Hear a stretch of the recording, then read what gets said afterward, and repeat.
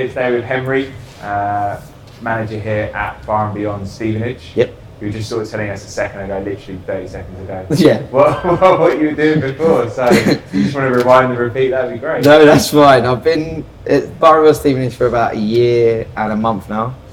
Sheffield Bar and Beyond I was at before for a year. Chelmsford Bar and Beyond for about a year and a half for that.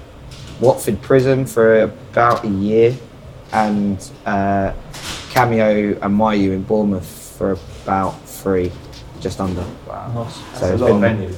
Little bit, yeah. I've been all over, and then I've done about four openings in that as well. Okay. So tell us a little bit about the Bar and Beyond brand. So you've been at 3 of them, yeah, and they're all quite unique in terms of the brand, but similar in terms of the locations. But yeah, tell us about the brand itself. Bar and Beyond's basically bringing Shoreditch to everyone around the country. Mm-hmm. So the sites we've got are Stevenage, Sheffield, Kings Lynn, Norwich, Chelmsford. I think that's all of them. So it's the Red Pony, which is from one of the Steinbeck and Shaw books. Yep. Believe that, one of our director's favourite books. Okay. Lots of graffiti, quite industrial, very heavy on cocktails and food, and it plays every kind of music. Yep. So if you think about the larger venues where you walk around different rooms and you've got different music, here you've got it all. Yep. So 1 minute we'll be playing Rana, and the next we'll be playing a little bit of drum and bass, a little bit of garage, stuff like that. Yeah. So it's all very varied. Yeah. So it's something to fit everyone. Sure. There is. How's the venue doing currently? It's really good. We had a little bit of a dip just after Christmas, but that's normal for the nightclub and pub industry. But now it's picking up. We had a really good Maundy Thursday, because our Thursday sessions, our student sessions, they're one of our best. And Maundy Thursday was crazy, sold out tables. So we're just coming off the back of that, and it's all picking up now. Yeah, okay, nice. So obviously it's a busy time now. We've had Easter, we've got the bank holidays. Anything special you've got going on coming up, or? Well, me and my GM actually sat down and planned everything to the end of September. Okay. So we could actually get it all out so the customers can see it. So we've got DJ Blighty, who's a really big urban DJ now. He's doing really well in all our venues. DJ Ironic, so a bit of a throwback to back in the day. We've got Dean Mack, who's a big mashup DJ. And then we've got, in the works, we've got a couple of new. Do they do well for you, these artists, when they come down? Yeah, we had really good feedback about Nathan Dorr. Okay. And Nathan Dorr, Pete Wicks was really good. Okay. And Majestic. Yeah. So we get good feedback about either PAs or DJs, to be fair. Yeah. Will you use the same PA and DJ twice if it goes well? No, not really. No? They tend not to do it either. Okay. They like to spread out and go see everywhere. But no, we like to vary it up, mix it up a bit. Yeah. I was going to say, why do you think this venue in particular has been quite successful? Then would you say it's because it's near, I suppose, location in terms of a train station, uni, or what would you say gives this venue its? Do you know what? I'm not too sure, to be fair. I think it's quite community based. Yeah. So we see everyone on a weekly basis. We've got a heavy customer base from all the businesses around here. So they come mainly for our happy hour, 5 till 10, and then they go home. And then we've got people that come from Hatfield, Welling, Hertford, all that lot for the student night. Yeah. And I think it's the fact that it is eclectic, it is for everyone, that draws everyone in, because there's not many big clubs, big venues around here that they can go to. So here's one local that they can get to easily. It's not going to cost them the earth, and it's clean, it's tidy, it's welcoming. So other than them going to London or them going all the way to Watford, it's not too bad for them to do. Yeah. What's the nightlife like in Stevenage in terms of competition, in terms of people going out? Is there much else going on? I wouldn't say there's too much competition. I would say it's more, like I said before, localised. So they go to their local pubs more. Yeah. Old Town, which is probably a 10-minute walk or 2-minute drive, it's full of pubs. They've got a couple of little bars. So people go there because pubs are cheap, the Wetherspoons are cheap, stuff like that. Yeah. And they'll go there on a Friday, and then they'll visit us on a Saturday for their big night out. Sure. So it's either one or the other. They either go to the Old Town for the pubs, or they come to us for a proper night out. Yeah. So going back to you and sort of your journey into the nightlife industry, Yeah. you mentioned the Deltic venues that you've been a part of. Have you always been with Deltic? Did you start elsewhere, or? I was actually doing promo at uni for a really, really bad venue. Okay. And then I started doing ticket sales for 6 venues in Bournemouth. Right. And then... Is that where you're from? No, originally I'm from London, but I went to uni in Bournemouth. But yeah. So I was just doing promo and ticket selling for some money. Yeah. And then I met one of my friends, Johnny, who's sales manager in Bournemouth. He told his manager that I was doing quite well. And then I got into it promo-wise, Yeah. just selling tickets and doing day stuff. And then saw it as a career and then carried on. Yeah. So it was just really ticket selling into falling into it, really. Sure. And you, Yeah. and you like Deltic? What's it like working for such a big operator? I think working for a big operator is better in a couple of senses. Like, Yeah. I've moved around the country. I don't know many people who probably have met as many people as I have through work and stuff like that. There's a lot more opportunities. You see all the venues I've worked in, you do openings, you meet managers from all over the country, how they work and what you can like magpie off of them. Yeah.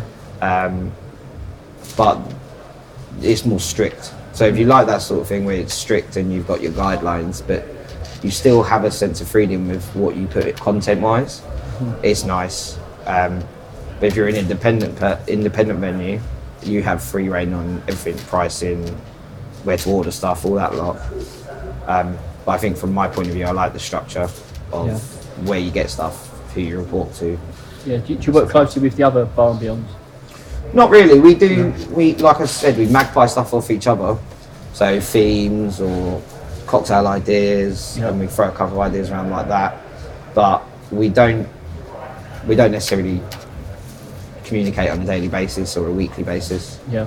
We just, if one idea is working for one, we'll all spread it out amongst ourselves. We won't. What are some of the trends you're noticing in people's spending behaviour in the last 18 months, 24 months?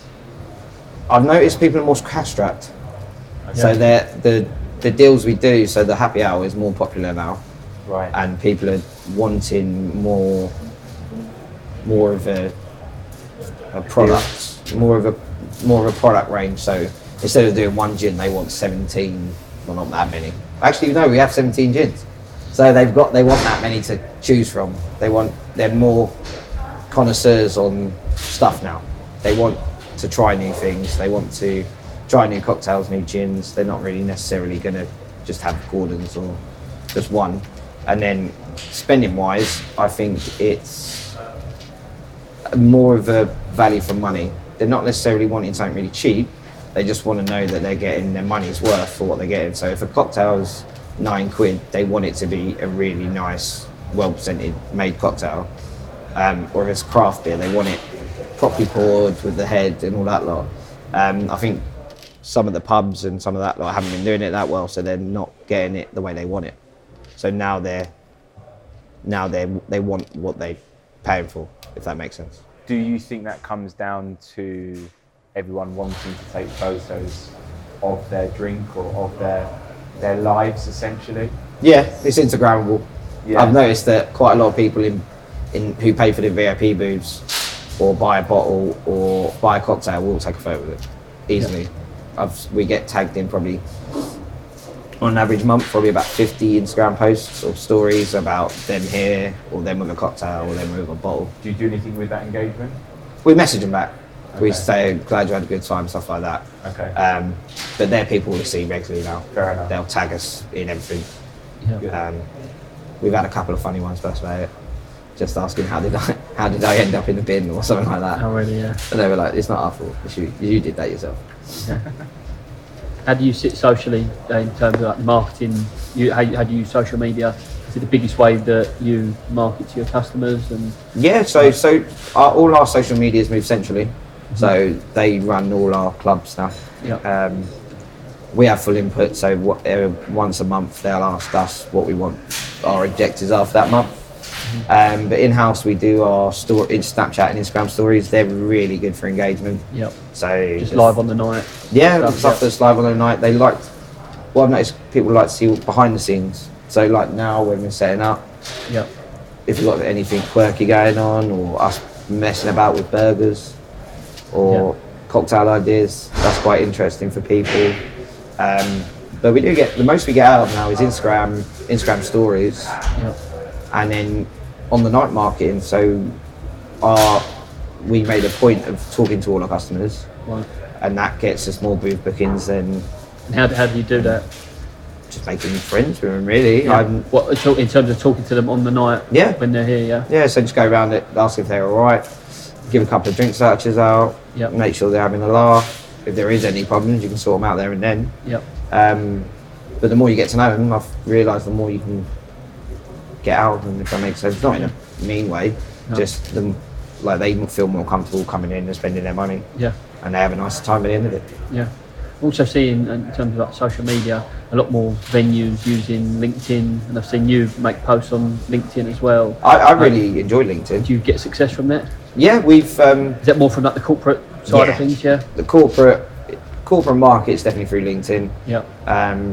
I get offered probably 5 jobs a month on it.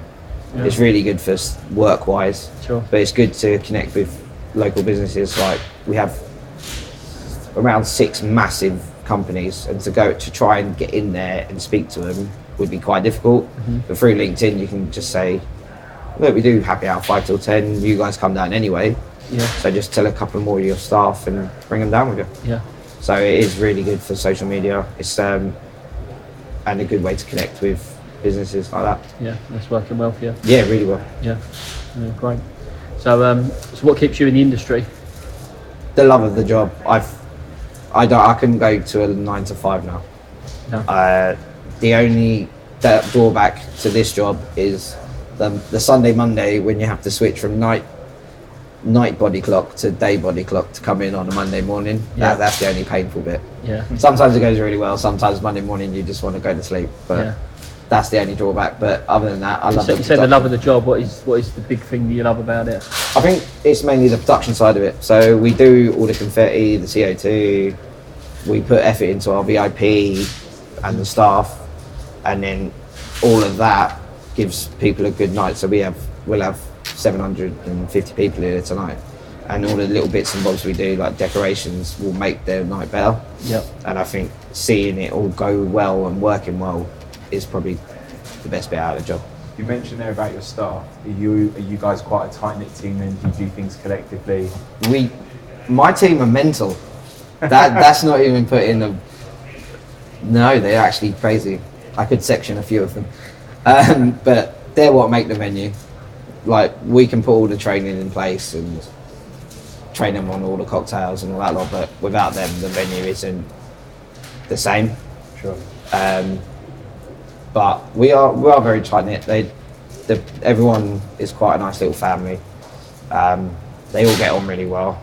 And when it is time to like crack on and it's busy, they all do it with no worries. And I'm quite really proud of my team right here. Would you say it's the strongest team that you've worked with out of all the, say, venues you've been with? I've always had this thing. I've always wanted to go back to where I've worked before because I've loved the team. And then when I've gone back, I'm like, nah, I kind of like my team now. So I think at the moment I'm really happy with my team, but we could get better. Because we could always get better, and I think give us a couple of months and we'll be firing on all cylinders. I mean, do you get any sort of pushback, I suppose, then from head office with any of the ideas that you want to roll out? Or because you mentioned earlier you like the structure, but in terms of the freedom, if you wanted to do something, are they a bit not so sure? Are they like trying and error it and see how it goes? There's some things we definitely can't do as a venue because it's off-brand. Can't really go too urban because it's off-brand, which we get. And I think when you understand the brand more, then you're more inclined to make ideas that aren't going to get knocked back. So you always get a little bit disheartened when your ideas don't go well, but then you have one that does really well. So I think as long as you're coming up with ideas all the time and you're constantly pushing, you're not too worried. But as long as you stick to guidelines, really, they're just guidelines. You can bend them slightly. Head office aren't too inclined to say no. If they think it's a good idea, they'll go with it. How varied is your role? You say you're here late nights, you're here early in the mornings in the office, and this particular venue, obviously you're open now, you're going to be open till the early hours of this morning. My job's very varied. So Monday morning at 10 a.m. I was doing stock, and then I had these guys in setting up for the event tonight, and I was doing marketing for a couple of hours, and then I was painting and decorating because the office was a mess, so we tidied it up a bit. Then I was networking Tuesday. Wednesday I was doing a delivery. Yes, every bit you can think of, sales, operations, networking, marketing, everything you touch. And I think it's really good to... Part of the fun. Yeah. I really love marketing and networking. Yeah. So to combine that in with what I do anyway is great. Yeah. Okay. And where do you see the industry itself, nightlife as a whole? Where do you see that at the moment? Where do you see it heading? I think it's on a bit of an up at the moment. We had I think the slump of January was hit all over the country. Everyone felt it. But everywhere, independent venues, smaller, bigger companies, if that makes sense. Larger companies, but they've only got a couple of venues. Sure. Everywhere is innovating and doing better production, better drinks. They've got quirkier themes like the Peaky Blinders bar in Liverpool and Manchester. Yep. They're doing really well because they're niche. Sure. But I think as long as everyone keeps innovating and doing stuff, it draws people out, and acts and DJs keeps people coming out. So I think it's on and up because everyone's wanting to do more and be better. Yeah. I don't see a slump coming. I think everyone's going to continue to keep going out. Yeah. On a regular. You mentioned a couple of venues in Liverpool, Manchester. Yeah. Do you do a lot of research when it comes to other venues to see what's in the market and what's new? Yeah, I'm always seeing what's going on about. I saw one on a BBC show called Graffiti Spirits Group, and they're really good. They're similar to Bar Beyond's, but they've taken it further with food. Okay. So it's quite nice to see what they're doing, nick ideas. Yeah. I can see a few on LinkedIn and Instagram. Sure. And there's always cocktail ideas or little bits of artwork that they do that we can magpie off. Yeah, I suppose it's hard to keep in this industry. It's hard to keep unique because the minute you do something, there's someone else out there that's going to replicate it. But we see that all the time, and they go, "They've nicked it." Yeah. And but no, I think everyone does it. Yeah. Like the bottomless brunches. One venue started it in London about 6 months ago, and everyone's doing it now because everyone loves them. Yeah. And now they're going further, and everyone's doing like tribute act ones, like ABBA ones. But they're really popular. Spin on it. Yeah, they're all popular, and some people don't want to travel far, so they'll do one in their local area. Yeah. And that makes sense. Yeah, it doesn't. It's just a trend, really. Yeah. What's one of the quirkiest things you've done in this venue since you've been manager? What's the quirkiest thing I've done here? Whether it be from an act perspective, a night perspective. I don't really know, actually. We got a couple of funky ones coming up.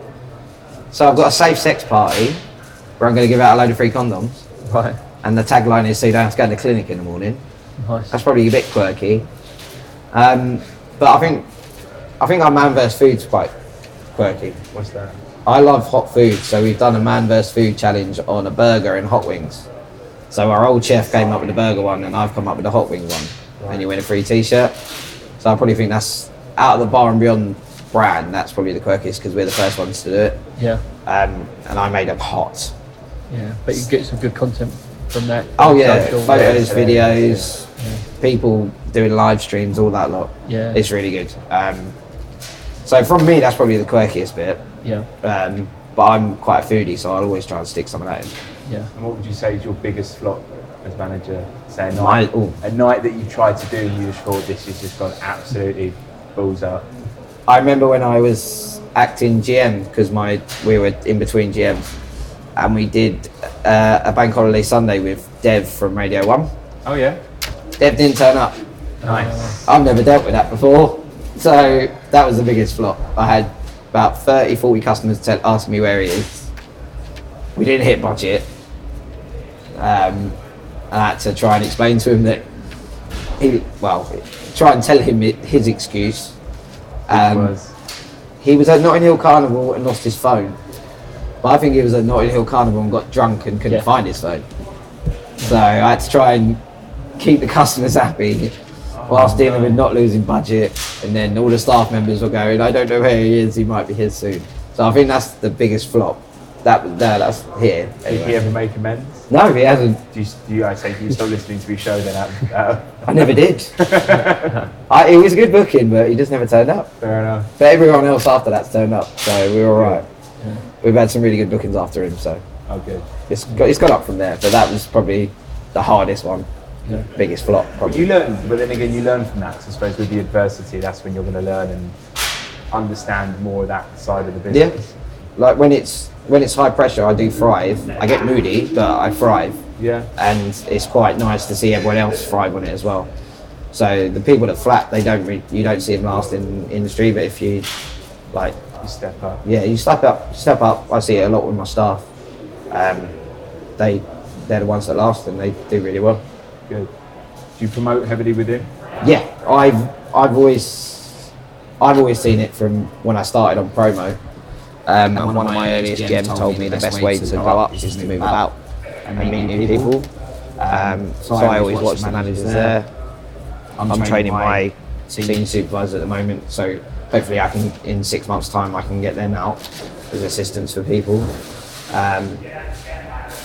Everyone that I was a supervisor with at Chelmsford, they've all gone up now. My good mate Sam's he's assistant in Norwich, he's just got assistant manager of the year. So that's really good. But everyone that I've probably worked with, it's been inbuilt. What's future plans for you and for this venue? For me, I've got to do the Deltic conference next week, and that's going to be an experience. What's that? All the GMs and a couple of the people in the venue, in the company. It's where they have an annual meeting, then they all get drunk after. Is that from all the Deltics? Every Deltic venue site, even the new Tigers that we've bought, they'll be there. And where's that being held? Somerset, I believe. Oh wow. So they have football between all the regions, and they get drunk after. So it's like a big whole Deltic community. Yeah. So we're all going to that next week. So if no one's answers our emails, we now know why. Yeah, Friday's going to be a bit of a sore head day. Sure. And then we've got every event planned till the end of September. So for here, I can just see it going really well. Yeah. And it's going to be consistent throughout the summer. We've got new things like patio parties during the day on Saturday, so more day parties. More food, more cocktails, stuff like that. And for me, give it 6 months, I could be somewhere else. It's always a new one. Yeah. So I'm always up for a challenge, and hopefully I get one. Yeah. Is that due to you wanting to move around, or is that because you feel, okay, I've done what I needed to do here, now I'll let someone else take it and I'm on to the next one? I don't know where it comes from actually. I think I never waste an opportunity, so I think it's a good one. I have turned a couple down in recent months, but I think it's where if I see a good opportunity, I'll take it. Sure. I've always wanted to do a bigger venue because they've got more production side of it, and I wanted to learn more of that. But it's never really, I don't think a job's ever done, especially in the venues I work at. But there's always someone that can come in and put their own spin on it. Yeah. So I've always thought no one's irreplaceable. So if I do leave, it gives my GM a chance to have someone brand new in, or from another venue, to come in and help out. I'm never gonna leave anyone in the doghouse. If I still need it, I'll stay. Yeah. But if I feel like I can go and it's good for me, then I will. Okay. Makes sense. Cool. And one last question: what's the strangest thing you found in the toilet? Oh god. Me and my floor supervisor Tom had to pick a pair of jeans that someone had soiled themselves in 2 weeks ago, but we don't know how she got out of the venue with no jeans. It was a she, yeah. Oh, tremendous. Yeah, that's the big question. Yeah, how did she go unnoticed leaving the venue? We don't know. Have you done the CCTV check? I'm not going to. I don't want to see that. The women's toilets are always worse than the men's. Fact. Ask any Absolute GM fact. or any manager in any venue, they're always worse. But yeah, we had to clean up the jeans that were soiled. Yeah, That was the worst. Good jeans were they? Or? No, just next. Just next jeans. Yeah. But that and a duck. An actual No, duck? it wasn't a live duck. It was just like rubber duck, and someone had flooded my sink and then left the duck in it. But yeah, there's been some random ones in here. Someone's nicked all the light bulbs out the men's toilets one day. That was fun. Going in there trying to put them all in again. At that point, are you impressed, peed off, or a combination of the two? Combination of the two. Yeah. How the hell did they do it, and why? Yeah. And where are my light bulbs? Because they got out with the light bulbs as well. They didn't leave them in the venue. They went with them. So it was fair play to them. They did it. Or someone likes to go in and take all the soap dispensers down. Yeah. Okay. Or turn them upside down. I don't know why.